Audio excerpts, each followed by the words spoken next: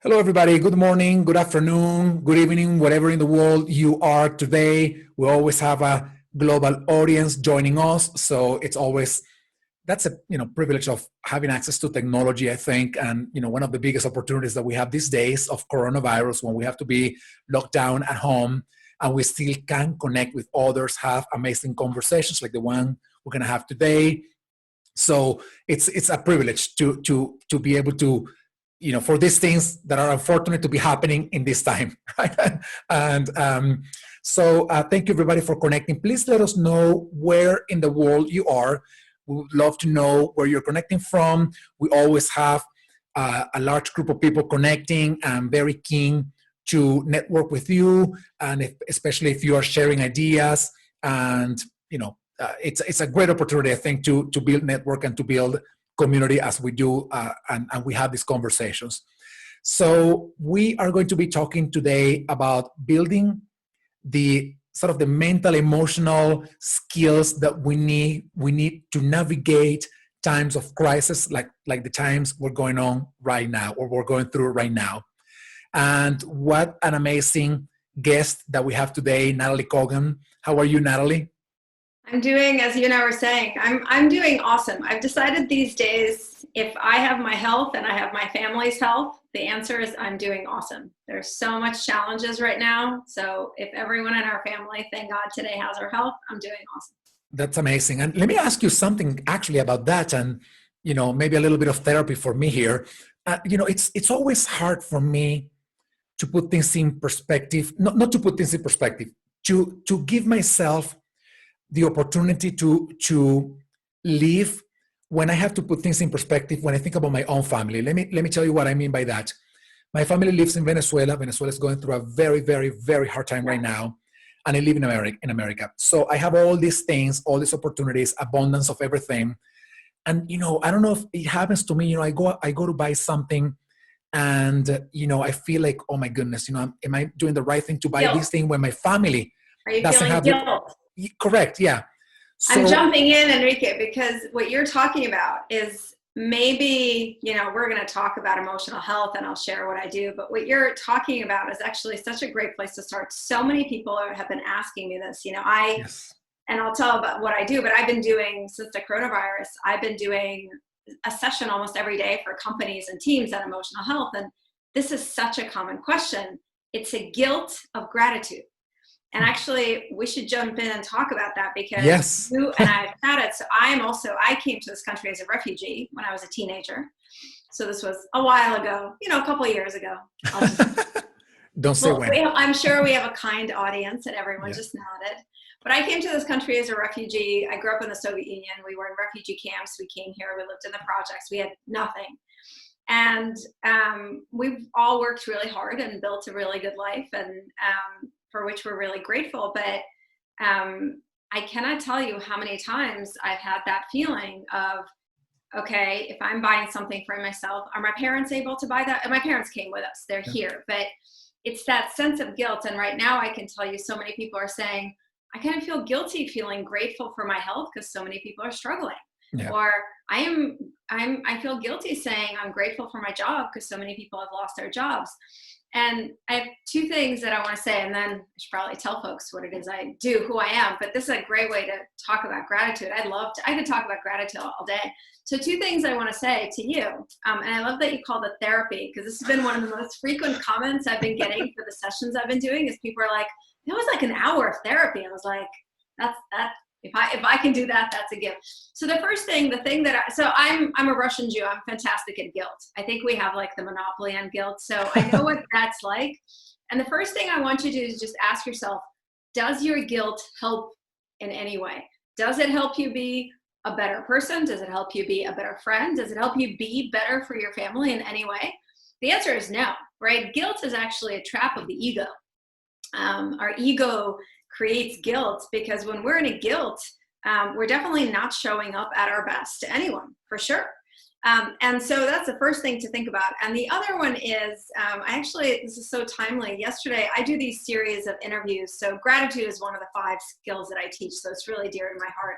So I do these series of interviews. I call them gratitude heroes, with people who have overcome some challenge and are practicing gratitude. And yesterday I interviewed this doctor, Carrie. She is on the front lines of coronavirus fighting here in Boston. She's at Mass General.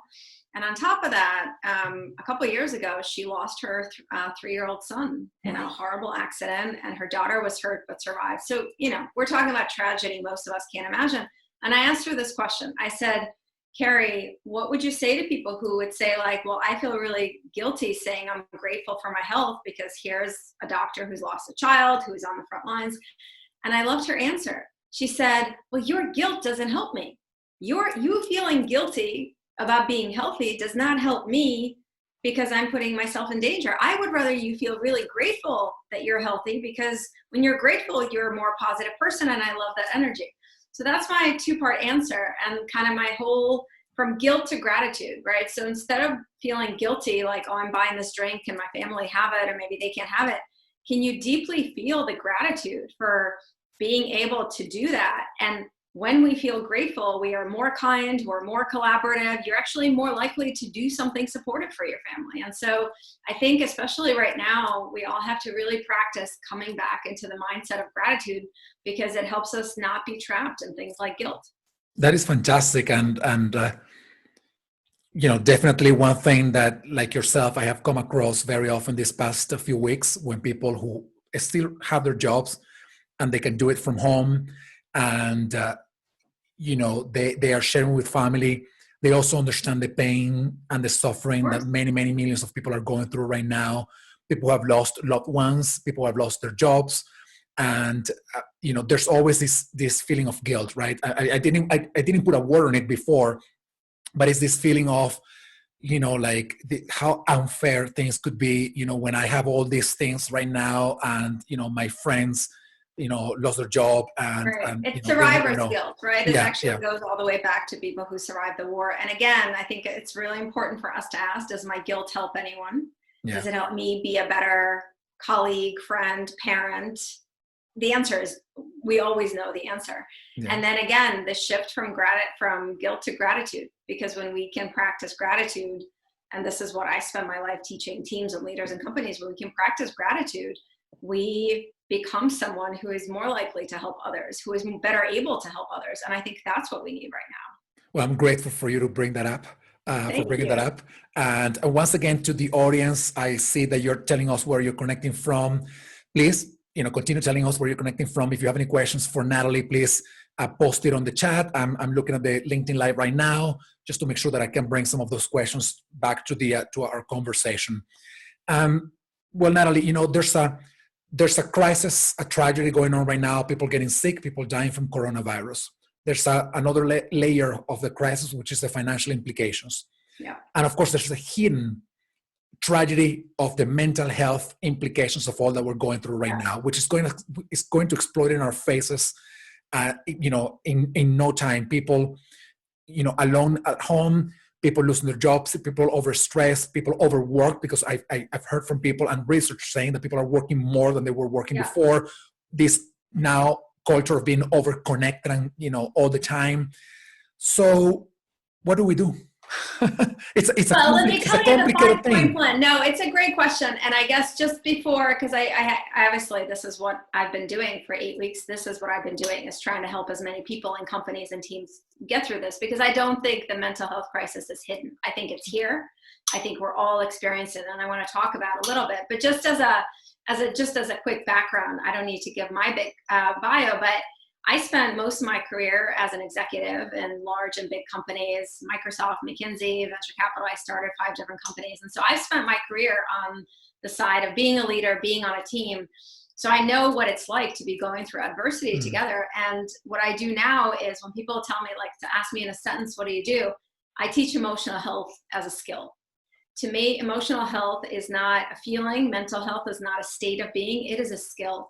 And it took my own burnout several years ago for me to really understand that our emotional health is a skill. And I've spent many, many years now studying it and doing a lot of research and practicing. And through my company, Happier, what we do is through Happier at Work, we teach these 5 core emotional health skills to companies, to teams, to leaders, to people. And I have to tell you, to your question, I feel like I've been preparing my whole life for this moment, which sounds crazy, but because this is the time that I feel I can really help people, because all of a sudden, Enrique, these skills have gone from optional for many companies and many people to essential, to a lifeline. And so what do we do? The first thing I want to just acknowledge before I talk about what do we do is, well, 2 things. One is just to talk about the stress we're all feeling. So in addition to the fear, very real fear for our health of our loved ones, losing jobs, in addition to a huge sense of loss and grief, like we've all lost a lot. Some people have lost loved ones and jobs, and that's tragic. Most of us have lost normalcy. We've lost the ability to see people we love. My parents live 2 miles that way. I'm really close to my parents. I haven't hugged my parents in 8 weeks, right? We go there and we bring groceries. But so we all have this deep sense of loss and grief and fear. But in addition, and also juggling, right? My daughter, who's 15, who's in that room, hasn't been to school in 2 months, is not going back until September. It's hard, right? Yeah. On top of all of that, we're all experiencing a huge degree of chronic stress. And that is because we're in a huge period of uncertainty, not just adversity, but uncertainty. And it turns out that uncertainty is the hardest thing for the human brain to handle. Our human brain would rather know that something bad is going to happen for sure than be uncertain. And that is because our brains, I run a company called Happier, and, before the coronavirus, most of my time I would spend, giving these big keynotes, and I would say to the audience, your brain's number 1 job is not to make you happy, is to help you survive. Mm-hmm. So what our brain is constantly trying to do, even before a crisis, is evaluate every situation we're in to determine, is this safe approach or is it dangerous, right? Fight or flight, we all know that. So what's happening when we're in a period of uncertainty, our brain cannot figure out how to keep us safe, right? Everything is changing, both outside and in our lives, right? Every day is different, our jobs are changing. And that uncertainty is actually really hard for the brain because it doesn't give up. It just works really a lot harder to try to figure out how to keep us safe. The way it works hard is by releasing stress hormone. So for all of you watching, if you have been feeling physically more exhausted, which is something I heard from many people, like I'm on the road half the time usually, and I haven't. And I am exhausted. I'm more exhausted. Well, the reason you're feeling that way is you have all this chronic stress and there's no way to release it, so your body takes it in. So I just want to acknowledge that in addition to the loss and the fear and all of the challenges, there's also this very severe level of stress we're all feeling. And so the first thing we need to do, and this is, if there's one call to action that I have to anyone who is watching, is to make your emotional health a non-negotiable priority. I spent most of my life, again, as a leader, thinking that was selfish, what did my ability to be a great leader have anything to do with my emotional health? I thought my job was to just care about my teams and care about others and work really hard. But unless we all make our own emotional health a priority, we cannot be at our best for our families, for our teams, for anyone else. So that is the first thing. We have to recognize that our well-being is not an extra. And I don't think it's an extra ever, but particularly going through a crisis, because we have so much less capacity because all the stress. And then how do we strengthen our emotional health skills? Well, I'll tell you again, my colleague added up yesterday. Since the crisis began 8 weeks ago, I have done 50 sessions, like virtual sessions for teams and companies. I've been doing a lot pro bono sessions for medical community, which has been a huge honor. And the 3 skills I've really focused on, one we've talked about, gratitude. So gratitude is simply the skill of zooming in on something that is good in your life, even as you're going through a challenge. And the key with gratitude is to be really specific. When I ask you, what are you grateful for? Some people say my family or my health, and those are a wonderful thing, but they're too general. Mm-hmm. Too general for the brain. And so the more specific we can be, the better.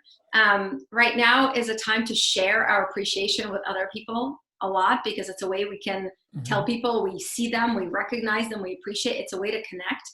And there's more than 11,000 different research studies that show that gratitude doesn't just help you elevate your mood and make you feel better, but reduces stress. And it's actually one of the core sources of resilience, Enrique, because when we are going through something as scary and challenging as we are right now, it is very easy for our brain to only see the challenges because we all have what's called a negativity bias. Yeah. So when you practice gratitude amidst adversity, you literally reminding your brain there is more to my life than this challenge.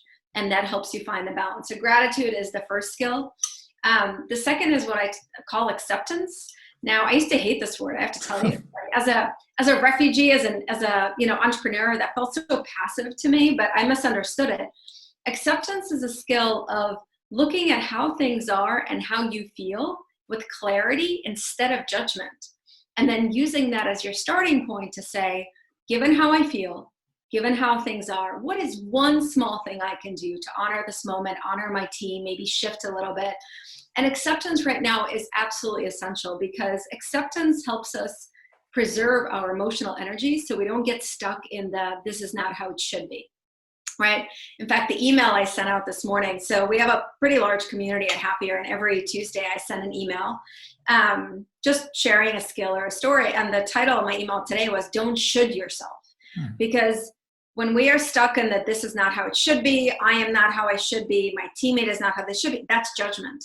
Clarity is simply, this is how things are and this is how I feel. And especially right now when so many things are really not how they should be. Like we should not be in a pandemic, of course. Yeah. We really need to preserve our emotional energy because being stuck in the should doesn't do anything other than waste our emotional energy.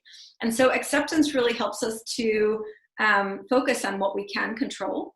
And within that to ask, what is one action we can take? And that is really powerful. And the third skill that I really encourage everyone to prioritize right now is self-care. And I define self-care as a skill of building a kinder friendship with yourself, which I know is a little bit different from the usual definition.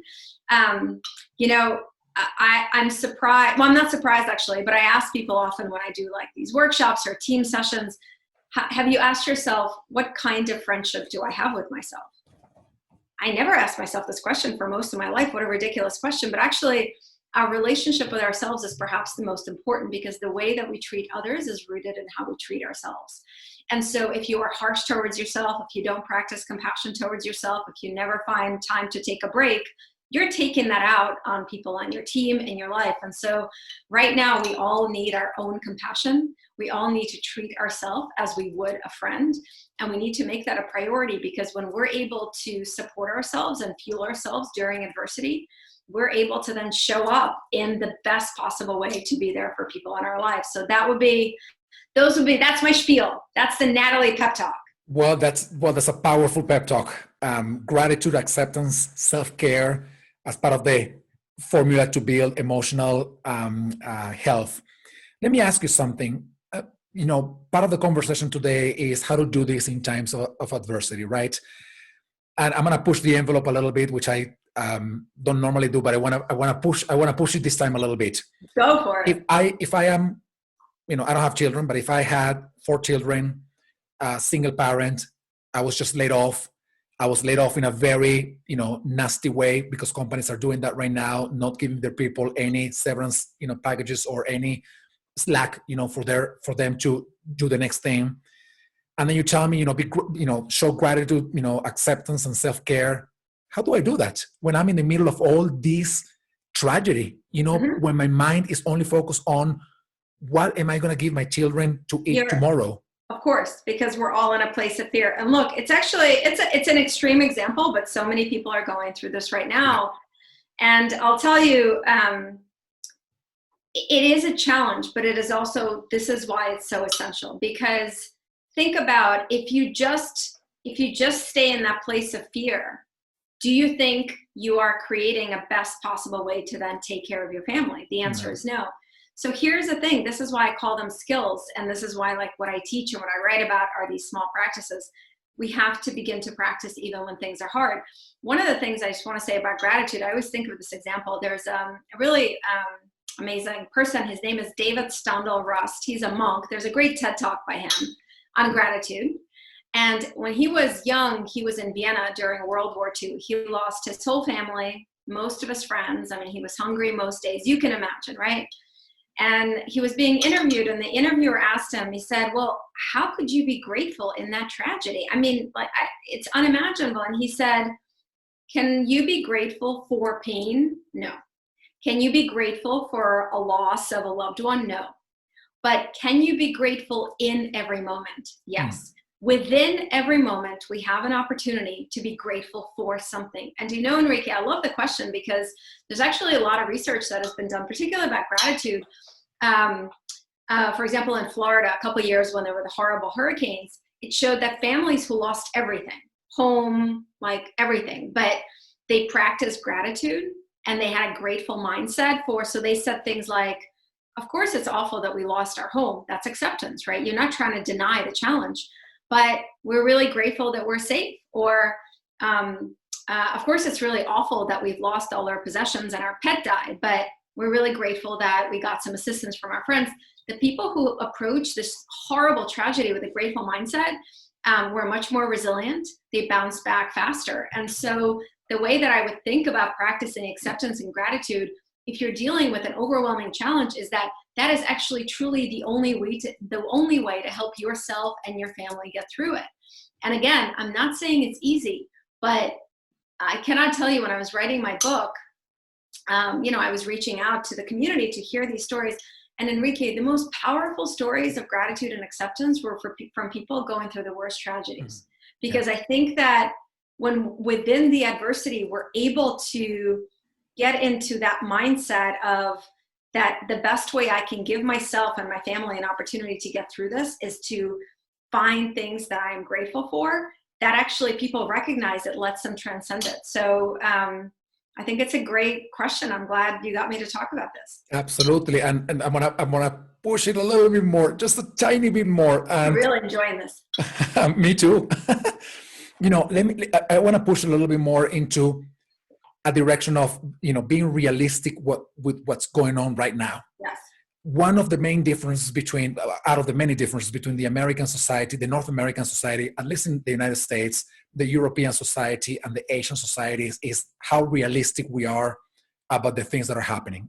In America, people are very positive, right? Like, the world may look as if it's falling apart, and you still think that tomorrow will be better, that we have strong institutions, that we're going to be, the economy will turn around and whatnot.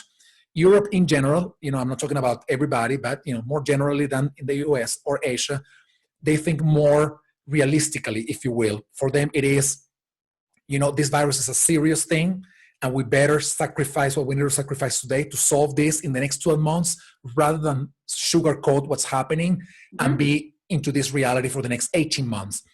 So how can we sort of balance the thinking positively with gratitude that tomorrow could be better, versus having sort of some level of awareness that the reality is harsh and it is painful and it will take time to get better? Well, that's actually a great question, because I actually didn't talk about thinking positively. It's a really important distinction. It's actually one of the core things, in a way, that I define happiness differently. And this is why I do what I do. I do not define happiness as being positive all the time. True, genuine, long-lasting happiness and emotional health is actually about embracing all of the different emotions that we feel as human beings, including the difficult ones. So the goal is not to think positively. The goal is to give ourselves the greatest resilience and the greatest fuel to keep going through the storm. That's been the analogy I'm using. And that's why I talked about acceptance. Acceptance is absolutely about seeing things clearly. Not this could be better, not this could be worse, but this is how it is, right?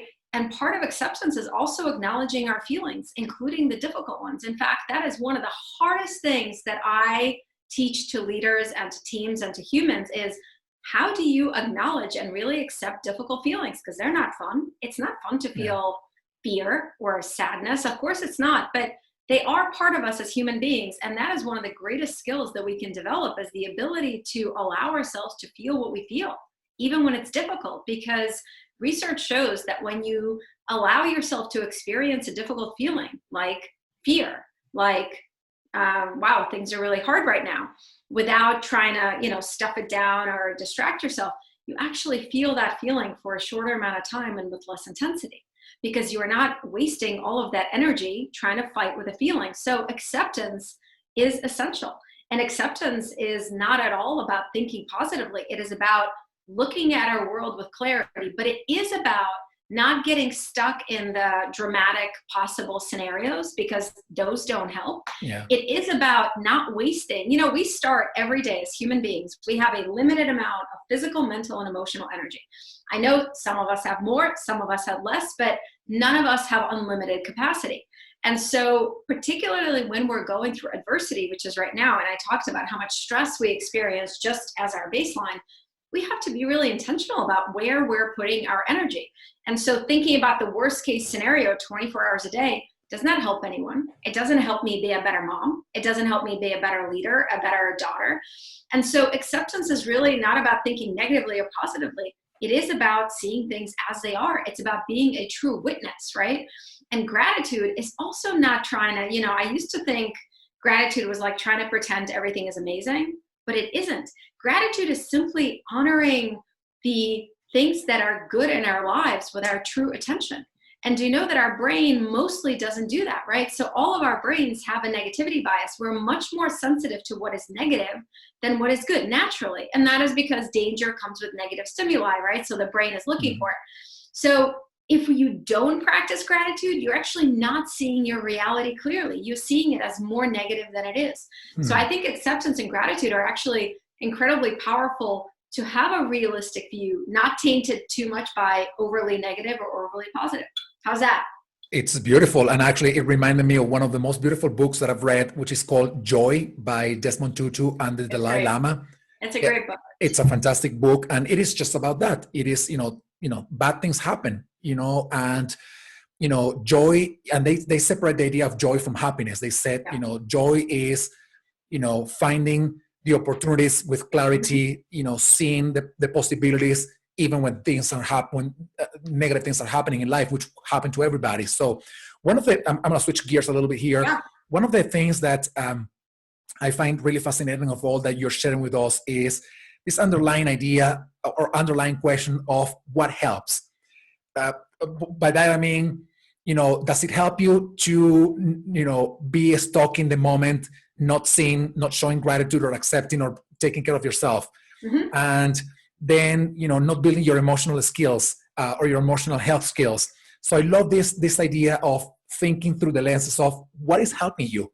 Yes. It's just focusing on that one suffering of the moment helping you. Is the guilt helping you? No. So, And also, so it's connecting two things. So is this helpful is one of my favorite questions to ask my brain when I get caught in a certain thought spiral. Is this helpful? And the thing is, we all know the answer immediately. It's whether we're willing to listen to the answer, right? Because, our ego is very powerful. And sometimes it really wants to have a pity party. And sometimes it really wants to have a guilt party. And sometimes it really wants to be angry at someone. Because that's what it does. And so, but if you just pause and ask yourself, is this thought helpful? The answer is clear. Now, by the way, for example, worrying. Some worrying is actually really productive, but it has to be worrying that is tangible. So, okay, I'm worried about, my husband's going to the grocery store. I'm worried about him catching the virus. Okay, so I should remind him to wear a mask and gloves okay, that was very productive worrying. The worrying that is not productive is as if I'm talking to you, but instead of really pay attention to you, my brain is going, oh my God, what if Enrique doesn't like what I'm saying? Or what if the audience doesn't like what I'm saying? That kind of worrying, is that helpful? No, it is not helping me be at my best. So I think that is really helpful. And that's a question that I offer to people all the time. But the other thing that is, I think, really important to recognize is, especially during challenging times, people rely on us. We all have people in our life who are relying on us in some way. They don't have to be living with us, right? Like my daughter relies on me, my husband relies on me. On what? They rely on my support, on my energy. Every week I connect with thousands and tens of thousands of people through my work. They rely on me. So the other thing that I find really helpful is, first, is this thought helpful? And the second is is this helping me be at my best? Yeah. Because if I am spending all day long without taking a single 5-minute break, and I'm running myself into the ground, and I'm completely caught in the, oh my God, everything is awful. Am I showing up as my best self to this interview, to my virtual training sessions, to my family? No. And that is actually something that I found really helpful to people. Something that every talk that I give, every keynote in person or now virtual, I end in the same way. And that is with a slide that says, you can't give what you don't have. Yeah. You cannot give to others what you don't have yourself. And that, Enrique, for me, I spent most of my life thinking the opposite. I spent most of my life as a martyr. I learned it from my mother. I learned it from the women in my family. I thought that's what I was supposed to be. And a martyr leader, right? Prioritize my team. I go, well, that's a bunch of BS. That's another ego trap, because what good am I to anyone if I'm exhausted, overwhelmed, stuck in guilt? I'm not good to anyone. And so we really have to recognize that our well-being is not selfish. It is our responsibility to every single person we interact with, especially right now. Let me connect that thought in there with this question of becoming more human as we go through tragedy, right? There is I was talking to a CHRO. She told me about how the CEO of the company was doing now the town hall meetings online. And this guy has, I think, 2 or 3 kids and, the pets at home. And the only place where he was able to connect while he was, doing these things was from the bathroom in his, so the bathroom was his office at home. And he was using a virtual background to hide that he was in the bathroom. And the CHRO told him, don't do that. Just show to everybody that you're connecting from the bathroom, because then you become human and you encourage others to become human. So what is the role of, two-part question. What is the role of community in helping people go through not only the crisis, but build these emotional health skills? And also how the concept of being more human plays a role in all this? This is such a great question, because I actually think this crisis is calling all of us, whatever our job is, whatever our title is. And by the way, I want to say this now. I'm actually just starting to work on my next book, which is for leaders.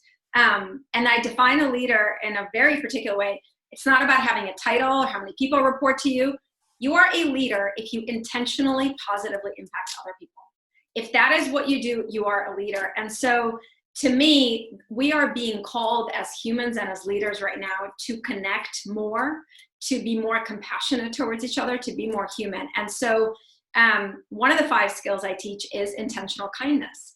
And when I introduce this, some people are kind of taken aback, like, oh, like, why do I need to learn kindness as a skill? Like, I know random acts of kindness, but I'm not, I would say, like, raise your hand if you feel you're kind. And people raise their hand and I say, well, I don't care. Are you practicing kindness and compassion in every interaction that you have? And I define kindness very simply. Kindness is simply connecting a piece of your humanity with another person and doing something to support or elevate them in some way. And the kind of kindness that I think we need right now is compassion. Because what does it mean to have compassion? Compassion means that I recognize that you are a human being, that you're imperfect, and that you may be struggling with something. And I approach you from a place of wanting to reduce some of that struggle. That is, if we all connect to each other that way, think of how much help that is, right? And the thing is, as human beings, we literally cannot function if we feel alone, right? Last year, the Surgeon General of the United States said the #1 health problem in America is isolation. Health problem is isolation, because isolation causes inflammation, increased stress, early death, early strokes. Why? Because as human beings, to feel connected to others is one of our core human needs, right? After food and safety and shelter, we need a sense of connection. Well, how do we cultivate it? We cultivate it by practicing kindness and compassion intentionally in every interaction. And a big part of that is opening up our own humanity. We've been talking for a couple of years now, since Brene Brown's talk about vulnerability and psychological safety, and right, and how much research shows that when a leader is more open about their own emotions and their challenges, they give permission to everyone on their team to do the same, and it creates a sense of psychological safety, which is one of the top determinants of your team's performance. But it's really hard to do. I've been a leader. It's really hard to come to your team and say things like, I'm really sad, right? Because we think that as a leader, we need to be powerful and strong. And so I do think this is an opportunity for all of us to take off some of our masks and to come as human first, and to see your human first before I see your interviewer or your job or your leader. I'm an employee, you're a customer, and I'm a provider. Before we see that, I think this is a moment more than ever that's asking us that I am human and you're human. And the thing that I love is there is all this research that shows that when you do what you do with compassion, when you do work with compassion, you're more effective. Now, Doctors, yeah. Oh, sorry, I just wanted to add one thing to your answer, and that is, why didn't we do this before, and how do we ensure that we do it going forward in a sustainable manner, if you will? Yeah, well, some of us did it before, right? I mean, but more generally not. Some leaders practice it. I think that somehow, and I don't have the answer for how, but somehow emotions and work got separated. Somehow we developed this idea that emotions don't belong at work, that, we're employees and leaders and teams. And I think that some companies are different. And I think some of the highest performing companies are human first. There's tons of research, right, that shows that when you're human first, you actually have higher profitability. But somehow we disconnected that. And that's actually a false disconnect. I say this to teams and leaders when I work with them all the time. Do you think that if your employee, they have a really bad morning, okay, their kid throws up on them, they get a flat tire, they come to the office, do you think they can turn that off and they can be like, yeah, no problem, let me go? No, they're the same human being. So they are coming in with that worry and stress. And if you would just acknowledge it, that's all you need to do. You don't need to fix the problem, but you would just say, hey, how are you? You look stressed out. Oh my God, yes, it's such a terrible morning. If you need an hour, take it. That one interaction would boost their, productivity. But we have this idea that it's like we can change the mask. And I think what happens in adversity is we can't keep the masks going. And there's actually a blessing in that. And so I do have hope. I have to say, I did an interview last week with Jen Fisher. She's the Chief Wellbeing Officer of Deloitte for the WeWork podcast. It's coming out in a couple of weeks. And we talked about this because we both feel optimistic that part of this crisis, there is a silver lining at work, that leaders are seeing that when they're more human, that their teams are more human, that there's benefits to that, we were talking at the beginning, I've never been this booked. I've never done this much work, because all of a sudden leaders are realizing, and HR departments are realizing that, oh wait, this is really important. And so I think during a crisis, we just lose our ability to keep it together. And there's such grace and beauty in that, to just show up a little more real. And I love your story with the background. Something I've been doing when I do like a webinar or a Zoom session or a keynote, it's all, virtual now. I actually ask people, I say, would you mind turning on your camera? I don't care what your hair looks like. I don't care if your kids are all over you. I don't care if you're eating a sandwich. I just want to see a human being. And all these cameras pop up, and there's that moment of connection. And I think that, again, this crisis is reinforcing for us what has always been true. We do not want each other's perfect. We do not want each other's polished. We do not want a fancy background. We just want each other's human. Absolutely. And I think now, for the first time, probably ever, we are, getting a peek into people's life, into their real lives, having somebody connecting from a bathroom that tells you, probably most people in his company didn't know that this guy had 3 kids, 2 pets, and that the only place that he could work, was the bathroom. And maybe, it's funny because it comes together with this idea of judgment. I mean, maybe I see you in the office, 14 hours every day, and I'm like, oh, Nataly's working so hard. And then I think, because I don't know, when I found out, it is like, oh, well, she's working 14 hours in the office because that's the only place where she can work. Because for other people, working, also goes back to home, while reading a book or writing something on the computer, and this person does not have that space. Right. So, I think it's fascinating, this human revolution. It is an evolution, and again, I think, there's all these articles, and I know we all have Zoom fatigue, and there is things about fatigue. But I think there is beauty in all of us coming from our homes, right? Yeah. You and I were chatting before. So I'm in my home office. This is, for everyone watching, this is my art behind me. I hope you like it. If you don't like it, I have some joyful yellow. I always say, I give you choices. But, every Zoom session I do, someone will say like, oh my God, what's that art? Did you do it? And we have a human conversation. I love seeing people's homes, whatever it is. So I think again, we're scraping a little bit of that veneer, right? Just like you said, that leader is now not just a leader. He's a father too. Oh, and he has his challenges too. And again, anytime that we can see each other as human beings, well, there's only benefits to that, including in terms of how well we can work together. That is fascinating. And I think, a lot of people agree that this is, an extraordinary opportunity because it is the first time that we're all in the world going through the same thing. We're not in the same starting point. We're not in the same place, but the situation is the same for everybody right now. And one thing that I have been saying is that as we go through the journey in this dark tunnel in which we are, not knowing what's going to happen tomorrow, people say we want to see the light at the end of the tunnel, and I say yes, I want to see the light, but I don't want that light to be the same light that we left behind, because that light was not shining upon everybody. It was, if you think about the people who were overworked, overstressed, frustrated, depressed at work, now we're finally, we did this before, but now we're doing it more openly, looking at them and saying, now I understand what was going on with you, because I'm going through the same thing. So I'm hoping that light at the end of the tunnel is brighter and really shines upon, most of us, I or think all of that's us. all of our responsibility, right? I Yeah. mean, that's the thing. It doesn't come on its own. One of the things I've been saying to everyone is it is our responsibility to take the lessons we're learning and to make sure we execute on them when things are not going back to normal. Something new is awaiting, but it is our responsibility to take these insights and actually continue to practice them. Yeah, absolutely.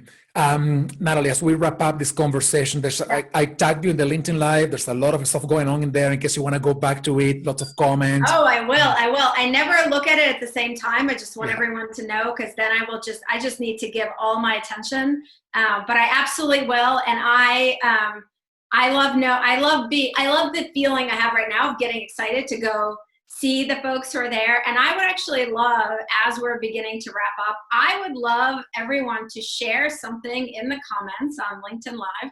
Everyone share one small thing you are grateful for in this moment, and be really specific. And I actually open all my Zoom sessions that way. I ask people to share something they're grateful for, or end that way. It's actually a practice I teach to teams, so please take it. It's called Gratitude Meeting Bookends. You begin and end a meeting, a presentation, a family dinner with gratitude. So you begin by someone going first, then somebody goes at the end. I cannot tell you, we have teams of thousands practicing this, huge companies, small companies. It is an incredibly powerful way to weave gratitude in. So that's my challenge to all of you. Post something on LinkedIn Live that you are grateful for. That's my small challenge. My big challenge, because I can never, I'm rushing you guys, so I'm really serious about this. Do it. So my big call to action to everyone who's watching this live, and I know actually tons of people watch recordings because real time is hard to make, but my challenge to you is to take something that you heard today, either something I shared or Enrique shared, a practice, a skill, and make a commitment to practicing it. Actually make a commitment to yourself, because that is the only thing that matters. It doesn't matter how perfectly you do it. It doesn't matter, do you do it every, what matters is that you make this commitment. And I do a webinar every Wednesday. Actually, I'll make sure I'll post the link in the comments when I go back. It's free. It's open to anyone. By the way, the best way to stay in touch with me, if you go to happier.com, subscribe to the email newsletter. I write it myself. There's never spam. Or I'm obviously on LinkedIn. But we do when the crisis started, I started doing a weekly Wellbeing Wednesday webinar. It's at noon Eastern every week. It's free, open to anyone. We have companies bring like their teams or leaders. It's awesome. And I cover one of the skills every week, and we take Q&A. And something that I've been doing, and it's been really remarkable, is to hear back how people are practicing these skills with others. So that's my other second half of the call to action, is take something you've heard, compassion, gratitude, humanity, kindness, and bring that into your interactions with others, because I think that is a big gift we can give to each other right now. That is fantastic. And let me answer let me give you some of the comments from the easy challenge, which is sharing something people are grateful for. There's one here that I love, seeing the stars clearly, which I love because yes, we have way less pollution right now. I think it was like about a couple of weeks ago that from the northern part of India, they were able to see the Himalayas for the first time in 30 years. I remember that. Yeah, people grateful for the friends and family that inspires them. somebody grateful for for her son who is doing homework without complaint.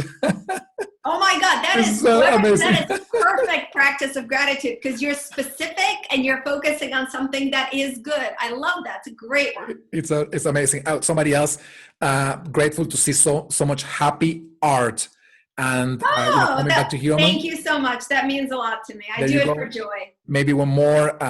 Grateful for more learning during the time of pandemic, and grateful for the technology that is allowing them to do the work. So Nataly, well, everybody, thank you so much for being here. Nataly, thank you so much for this amazing conversation. I had a great time.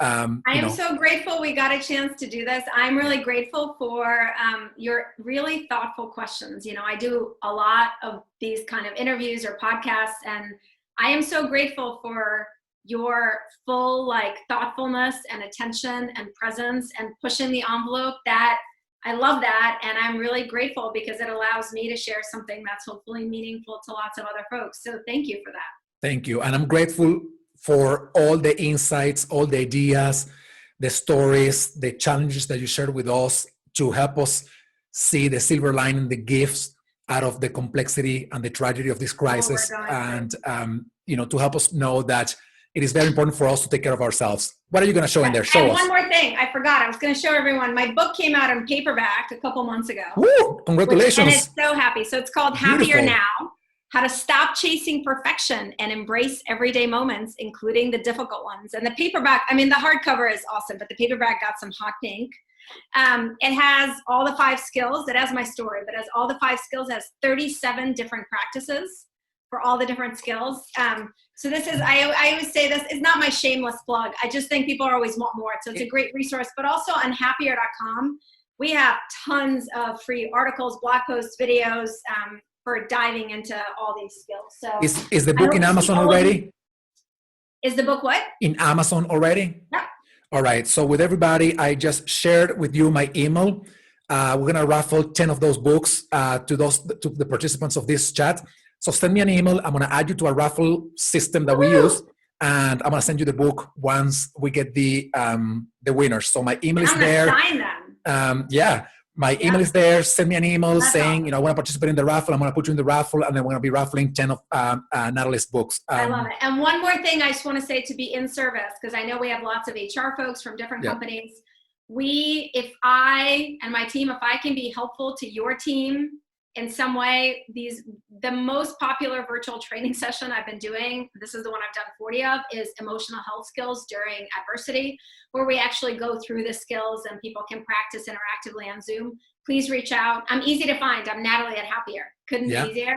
And LinkedIn too. Or LinkedIn. So I would love to be of service. And if you are part of a medical community, so if you work for a hospital or nurses association, I'm doing all of those sessions pro bono. So please reach out. We actually made a commitment last week that for every paid session that I do for a company, we do 1 pro bono session for a medical community to support them. So please reach out either way. That is amazing. Thank you so much, Nataly, for being here with us, for your generosity. And everybody, thank you so much for being here. This week we have another interview, part of our Hacking HR interview series. This video will be uploaded on our YouTube channel together with everything else that we're doing. And I hope you had a great time in this conversation. Please stay tuned, because we're doing a number of things to help people think and navigate through this crisis, but also think forward to the opportunities that we have to create a better future. So thank you, Nataly. Thank you, everybody.